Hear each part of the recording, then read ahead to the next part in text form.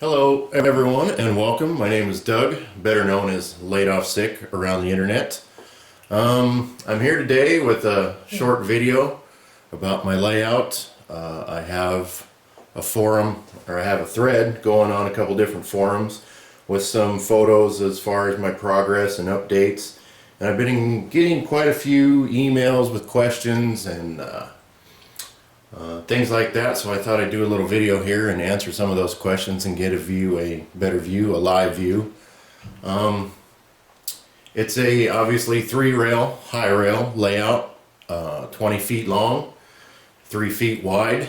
It's attached directly to the wall. As you can see, I have used some hardwood flooring for the open grid benchwork. It was Bellawood, Australian cypress. The only reason I used it is because I had it left over from a project in my game room in my bar upstairs. It's been laying around the garage for months, or actually years now, and I was tripping over it. I thought I was going to throw it out, so I thought I'd just use it instead of buying pine 1x4s or whatever. So it's a bit overkill, but it was laying around. It didn't cost me anything, so what the heck, there it is. We got 3/4 inch plywood all the way across the top. On top of that, we have 1/2 inch Homosote. I got some 4x8 sheets from a lumber store. They were about 25 bucks. I cut those down, took me 2 sheets, put it up here. I also have California roadbed on top of the 1/2 inch Homosote. Okay, so back to the roadbed. I got California roadbed. I got their main line. I got their branch line, I think they call it. The only reason I did that is so I had 2 different heights for my main line and the siding. Everything else drops down to the tabletop surface, so technically I got 3 different track heights up there. The first 2 are not very different. The height is, I think a 1/16 of an inch different, but if you get down there and look at it railhead height, you'll notice the difference. Like I said, it's mounted to the wall, screwed into the studs for the legs.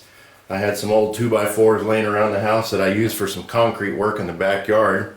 I just used those because they're going to get covered up anyways with the skirting. Once I get a little further along, you can see I have Halloween stuff and Christmas stuff all stored under here.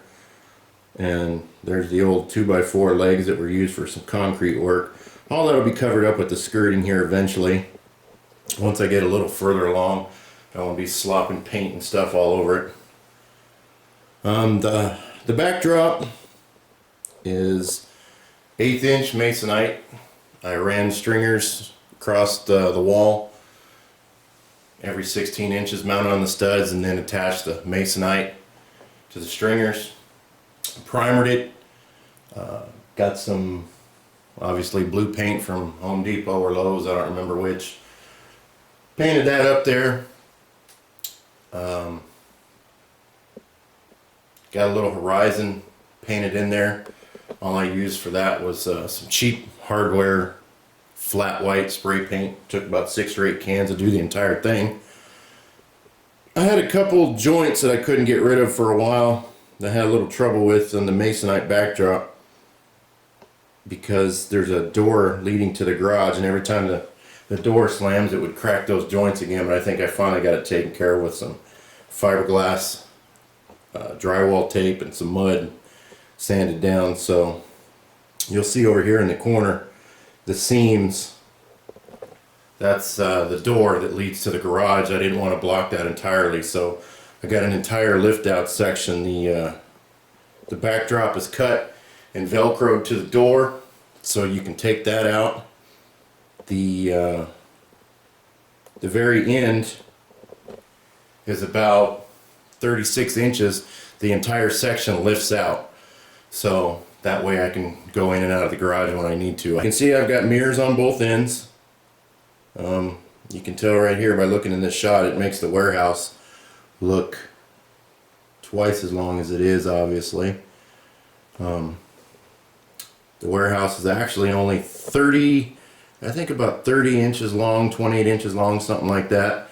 There's currently 4 cars sitting there right now, and if you look into the mirror, well, you can't really see it very good from this side, but if you look in there, obviously it doubles the length, and you look in the mirror, you can see the grain elevator, which is actually in the middle of the layout. So it creates some interesting views on both ends of the layout. When you look down there, there's a lot more cars. There's double and triple the buildings sometimes. It makes it look a lot bigger than it is. I'm sure you guys have seen many different people use mirrors in different ways. You can get some trick photography, stuff like that. It's kind of cool. So those are attached to the wall with liquid nails, and they're in a actual mirror channel that I mounted just above the table, so I can lift that section out without interfering with the mirror. The door will open. It opens to the inside. It also is stopped by door stops long before it ever gets to making contact with that mirror. So you got a mirror on both ends. It's all wired up. I just finished the track work recently here in the past week. I finally got my last couple Ross switches in. I had to order them direct. I couldn't get them anywhere else. Gargrave's track. There's the Atlas engine I've been using to test all the track work and the wiring. Everything seems to be working okay. The switches don't have any stalls. The engine will run around here 2-3 miles an hour without stalling.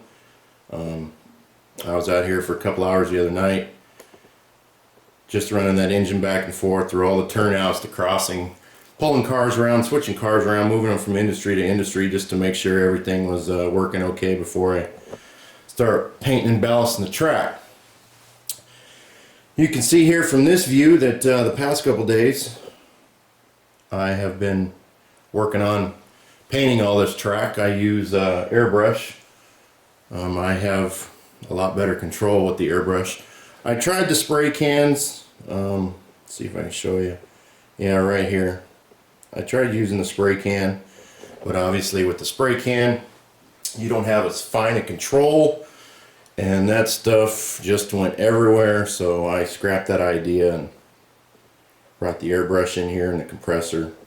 I use a little contractor's portable compressor from DeWalt, so I just carried it in here with the hose and airbrush and mix up the paint. I know everybody has their own formula and their own color for track work, but I use Floquil. I used a combination of railroad tie brown. It's got a little rail brown in there. I don't really like rail brown too much. It has a green tint. I know a lot of people said it has a green tint. To me, it has a green tint, so I use a little bit of rail brown just to knock the deep brown tone down. It's got a little bit of rust in it, and also some grimy black in there, but it's mostly railroad tie brown. I've got the main line and most of the siding painted. I just go through, I paint everything, let it dry for a little bit, and then I go back and take a couple rags with some paint there, get the paint off the railheads so they're nice and clean and shiny again.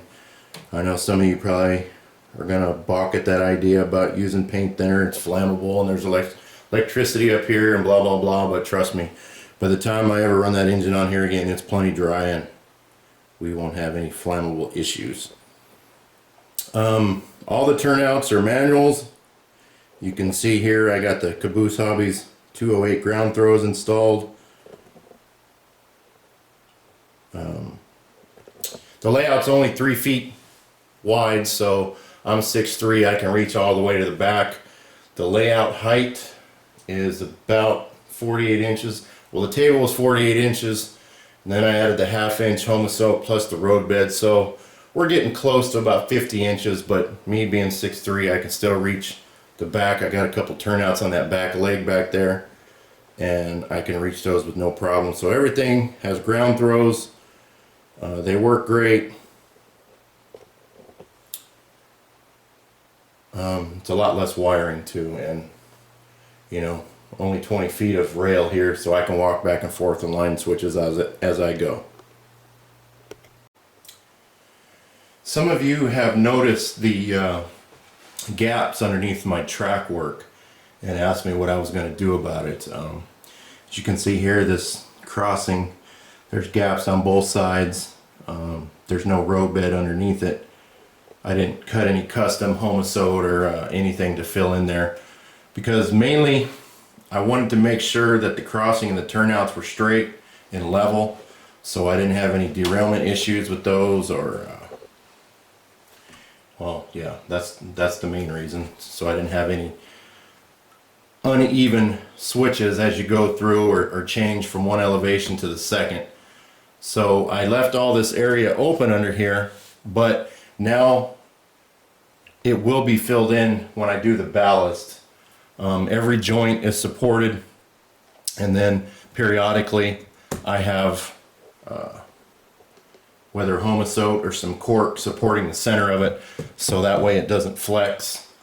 Down at the this other end here, you can see that I got it supported for the ground throw, and then I got the center of the switch supported, and also every joint where there's an elevation change, the joint between the turnout and the track is supported, so there's not going to be any bends or any kinks there. Supported here, and then it gradually goes down to the bottom surface. So you'll see here I got some cork and a piece of looks like a paint stir stick I used. I cut that and put it under there. So this joint where the turnout meets the crossing is fully supported. Now when I ballast this, I have a lot of ballast that I sifted, I created out of the backyard, out of the dirt roads down the street. So I'm just going to use that as bottom layers, basically as fill-in. Ballast is expensive, obviously, we all know. So I have a lot of other materials I'm just going to use and lay down in there and glue down, so it's filled in, and then I will shape the actual roadbed on top of that so it looks like it should. By the time it's all done, you won't even know that those gaps were there.